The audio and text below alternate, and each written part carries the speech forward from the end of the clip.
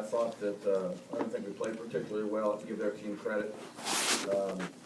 They were, shot the ball in from 3 in the first half. I wasn't particularly pleased with how we played really on either end.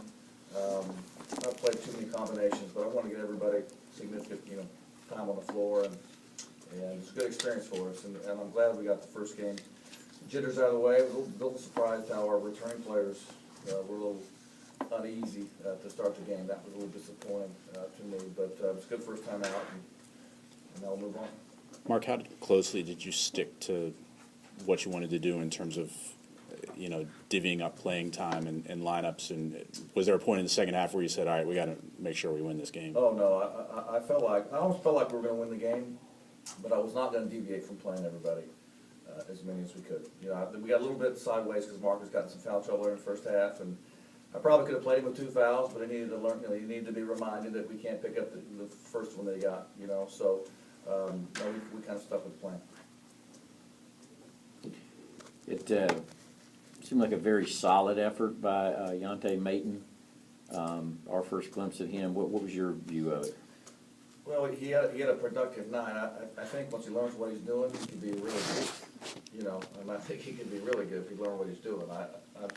He's going to, as I told him, I took him out, I said, you're going to leave here with a double-double and think you played well, and you're going to look at the tape and say, oh my gosh, he made certainly his share of mistakes, but he's a good player, a great kid, and it's good, it's good for him to have some success, and it's a night he can build on.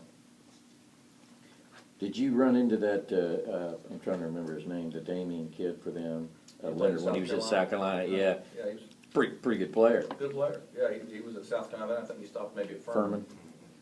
Good player. Did y'all get him at Furman too? Can't remember that. Okay. He didn't play. Yeah.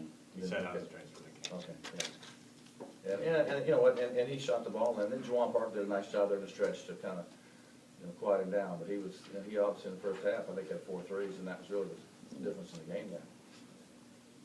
I guess Kenny's absence seemed to be felt on the perimeter, lack of outside shots going down for a while. Yeah, Taylor Eccles, who's our best shooter, didn't have a great night. I mean, he's by far the best shooter on our team, along with Nemi probably, but we certainly miss Kenny, and Taylor didn't shoot it well tonight. He's practiced extremely well.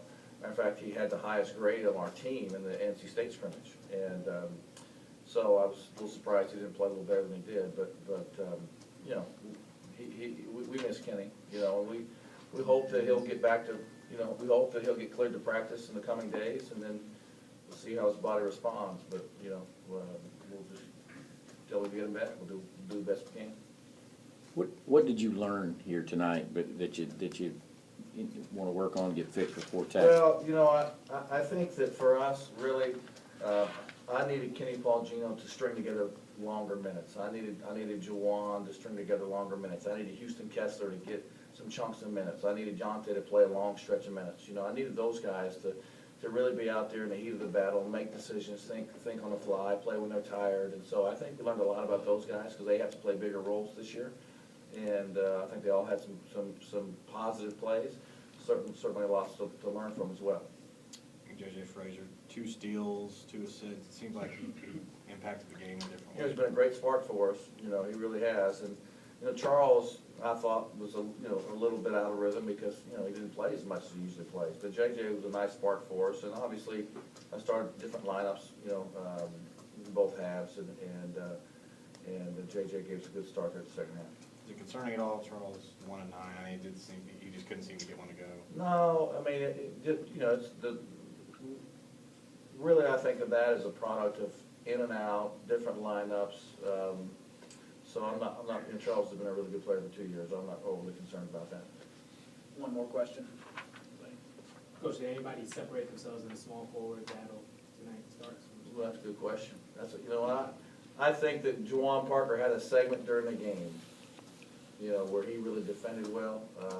That probably was better than anybody else. But he might have played off the top of my head. He might have played better than the rest of them tonight. But we got a whole nother week of practice before we play, so we'll see how it shakes out. Thank you, guys.